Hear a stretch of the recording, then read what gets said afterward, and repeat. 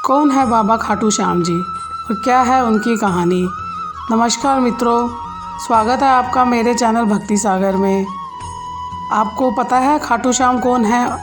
खाटू श्याम बर्बरिक थे और कैसे वो इतने प्रसिद्ध हुए कि लोग उनके दीवाने हो गए और उनके मंदिर में माथा टेकने जाते हैं, अपनी हर मन्नत पूरी करने जाते हैं। राजस्थान के शेखावटी के सीकर ज़िले में स्थित है परमधाम खाटू। यहाँ विराजित है खाटू श्याम जी। खाटू श्याम का मंदिर बहुत ही प्राचीन है। यहाँ पर प्रतिवर्ष फाल्गुन माह में शुक्ल पक्षी से 12 माह तक मेला लगता है। श्याम बाबा की महिमा का बखान करने वाले भक्त राजस्थान या भारत में ही नहीं बल्कि दुनिया के कोने कोने में मौजूद हैं। आओ जानते हैं कि कौन है बाबा खाटू श्याम जी और क्या है उनकी कहानी।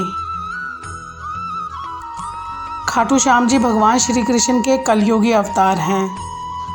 महाभारत के भीम के पुत्र घटोत्कच और घटोत्कच के पुत्र बर्बरिक थे। बर्बरिक को ही बाबा खाटू श्याम कहते हैं। इनकी माता का नाम हिडिंबा है, जो भीम की पत्नी है। खाटू श्याम की कहानी।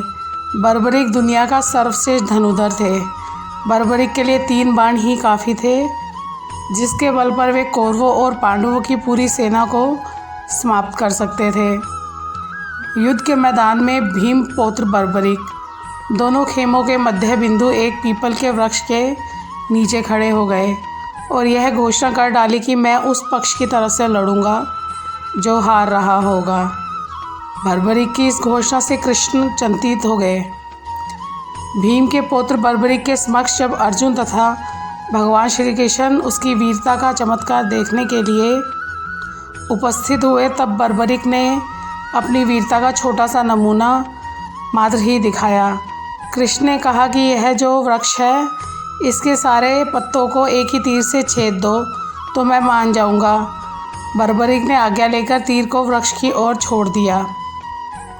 जब तीर एक एक करके सारे पत्तों को छेदता जा रहा था, उसी दौरान एक पत्ता टूटकर नीचे गिर पड़ा। कृष्ण ने उस पत्ते पर यह सोचकर पैर रखा कि उसे छुपा लिया कि यह छेद होने से बच जाएगा, लेकिन सभी पत्तों को छेदता हुआ तीर कृष्ण के पैरों के पास आकर रुक गया। तब बर्बरिक ने कहा कि प्रभु, आपके पैर के नीचे एक पत्ता दबा है, कृपया पैर हटा लीजिए, क्योंकि मैंने तीर को सिर्फ पत्तों को छेदने की आज्ञा दे रखी है, आपके पैर के छेदने की नहीं। उसके इस चमत्कार को देखकर कृष्ण चिंतित हो गए। भगवान श्री कृष्ण यह बात जानते थे कि बर्बरिक प्रतिज्ञावश हारने वाले का साथ देगा। यदि कौरव हारते हुए नजर आए तो फिर पांडवों के लिए संकट खड़ा हो सकता है, और यदि जब पांडव बर्बरिक के सामने हारते नजर आए तो वह फिर पांडवों का साथ देगा। इस तरह से वह दोनों ओर की सेना को एक ही तीर से ख़त्म कर देगा। तब भगवान श्री कृष्ण ब्राह्मण का वेश बनाकर सुबह बर्बरिक के शिविर के द्वार पर पहुंच गए और दान मांगने लगे। बर्बरिक ने कहा, मांगो ब्राह्मण, क्या चाहिए? ब्राह्मण रूपी कृष्ण ने कहा, तुम दे न सकोगे। लेकिन बर्बरिक कृष्ण के जाल में फंस गए और कृष्ण ने उससे उसका शीश मांग लिया। बर्बरिक द्वारा अपने पितामह पांडवों की विजय हेतु स्वेच्छा के साथ शीशदान कर दिया गया। बर्बरिक के इस बलिदान को देखकर दान के पश्चात श्री कृष्ण ने बर्बरिक की कलयुग में स्वयं के नाम से पूजित होने का वर दिया। आज बर्बरिक को खाटू श्याम के नाम से पूजा जाता है। जहाँ कृष्ण ने उसका शीश रखा था, उस स्थान का नाम खाटू श्याम है और वह इतना प्रसिद्ध है कि लोग वहाँ मन्नत मांगने जाते हैं।